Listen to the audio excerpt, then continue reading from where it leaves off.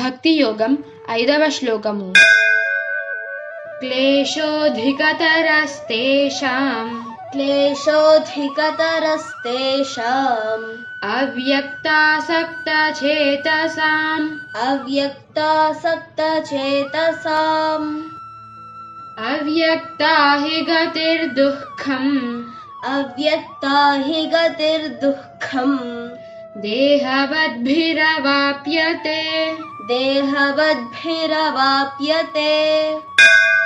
క్లేశోధికతరస్తేషాం అవ్యక్తాసక్తచేతసాం అవ్యక్తా he గతిర్దుఃఖం దేహవద్భిరవాప్యతే.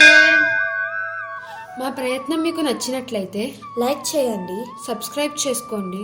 Thank you. సర్వం శ్రీకృష్ణార్పణమస్తు.